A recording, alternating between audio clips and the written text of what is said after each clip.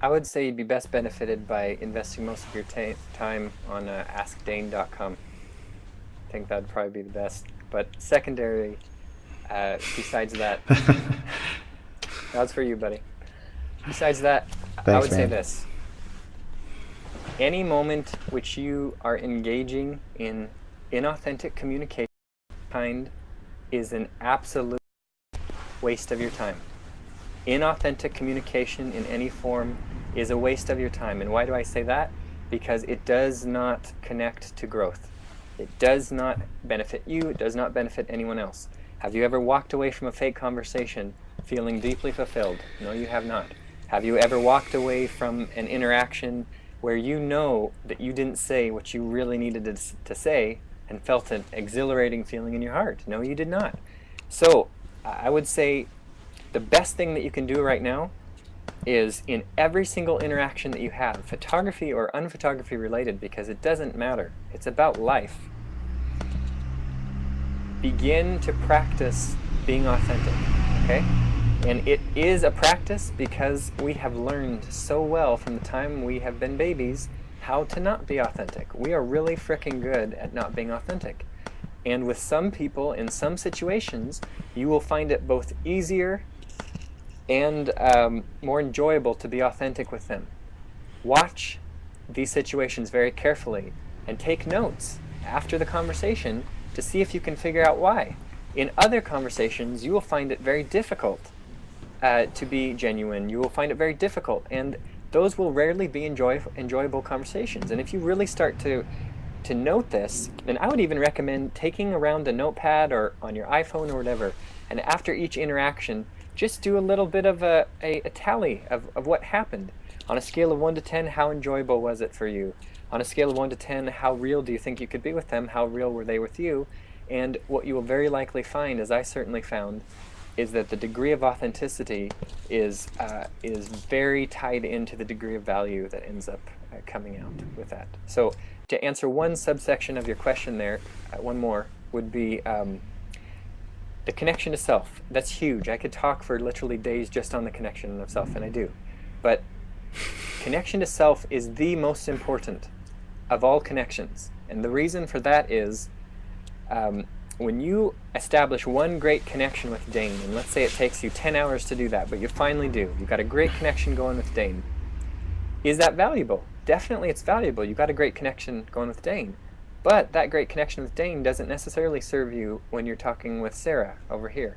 Mm-hmm. However, if you spend 10 hours improving your own connection with yourself, is that going to improve your potential to connect with Dane? Absolutely. Will it also enable you to connect better with Sarah? Absolutely. Will it enable you to connect better with anyone? Absolutely. So the single most efficient place you can invest your energy is yourself. And that is one of the most rampant problems that we have as humans living on this earth, is we are throwing away crazy amounts of our energy, of our life source, into things that cannot pay back. And it breaks my heart, because here we are, our own energy source. We are responsible for our own nourishment. We are the one who has to feed ourselves, because no one else can reach that place in us, okay, ultimately. And people who do feed us from that place, we've got to let them. Okay, so it still comes down to us. And we instead choose to fill this moment with something where we're going, yeah, that's great. Oh, really? Did Jane really say that? How incredible. Yeah. And we walk away from that conversation no better than we were before. And you know what? This is life. How sad is it that we spend so much of it in things that we walk away from no better? That's not movement. That's not going forward. I take it as a personal challenge, and I challenge every single one of you. Can we up the amount of moments in our life where movement is happening, where we're feeling moved, where they're feeling moved? Can we up that? Because even if we just up it by a tiny percentage, that ends up being exponential and touching and growing so much. How do you translate all of the connections with others and with self into photography or these kinds of mediums that we're engaging? Yeah, and I'll just let the question stand for itself. Okay, I am a little bit of an odd case when it comes to photography, because I didn't learn how to do photography, the normal way, the proper way, whatever. And so I ended up finding my own way in that, okay? And for me, that was an advantage because I was able to put to the test and put to the measure, okay, this is what so-and-so of such and such a degree, of such and such a level of income a year says is photography. But does that mean anything to me? And I think tying back into what we talked about in the beginning, a lot of times, we will be there on the ocean, and we will have this conversation come up in our head about how so-and-so, one, famous ocean watcher once told us that, there's such and such amount of waves and that they're this high. And when we're thinking, when we're in that place, we are not soaking up the beauty of what that ocean actually is.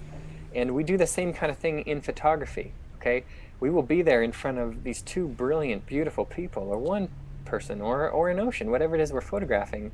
And instead of seeing the ocean, instead of seeing the people, instead of looking at them, instead of experiencing them, all of this stuff, this information will start floating into our heads of what angle should I shoot from? What did so-and-so famous photographer say would be the best lens to use? And it's not that that's wrong, okay? That has its place and it has its application.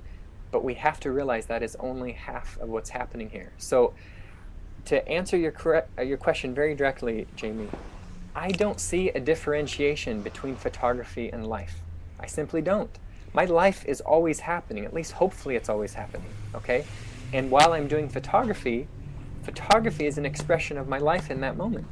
And that's always true for all of us. It's just that a lot of times our life, which potentially could be a beautiful, flowing, incredible interaction, inspiring, moving, is this bored or scared or disconnected or fearful or worried kind of a thing. And when we are photographing and our life happens to be worried, fearful, etc., etc., etc., our photography becomes that. So I just want to give you this little visual to think about. Photography, like any art form, is an art form. Okay, it's a form. So by itself, it's nothing. There has to be an energy powering that form to make it meaningful. The energy that powers all art forms is your life. So if your life isn't powering the form of photography, it doesn't even really matter. Okay, so translating that connection into photography, be the same person that you are when you're having a great conversation. Be the same person you are when you're having a great conversation. Be that when you're photographing. And what you will find is, just like from a young age we all learn how to do this fake smile, we learn to be photographer. And we have all these ideas about what photographer is. And that's dangerous for us, because when we go into that certain mode, it's basing it off of all these ideas we have of what a photographer should be. And the issue with that is they may or may not be relevant to what's happening in the situation now. And you can see even by my face when I do that, it's not my best look, okay? And there's a lot of photographers It's out pretty there good though. who aren't, I don't think so. They're not giving their best look when they're with their clients, because it's this amalgamation of mostly fear-based, right? Because why do we do this weird face? Because we get afraid, we get uncomfortable. We do this invisible, which makes it more dangerous, kind of a face, a role that we start playing as photographer. And that can disconnect us from the deeper half of life. Exactly. She could not be compelling, she could not be moving, she could not be inspiring unless she was being authentic. And yet, she's playing somebody who died hundreds of years ago. She definitely is not physically that lady. So how can she possibly be authentic and communicative and connective? The truth is, authenticity has nothing to do with the details of your life. Nothing. Okay? We live through the details of our life, and a lot of times we mistake the details of our life for our life. For our life. life. They are not our life. They are forms. The details of our life are not our life. And just like I was saying a little bit earlier to answer, I think, Jamie's question, there's this two parts of us. There's this energy and there's this form, okay? And the form is meaningless without the energy, but without the form, the energy has no ability to relate with anything else. So they're both vital halves of what happens, okay? But we make these forms, and let's say my form is, I'm really worried about what's going to happen to me next month. The only way that form becomes meaningful is when I pour in the energy of my life into that form. And it's just like, imagine that thoughts are like water balloons, okay? Very thin. What's a very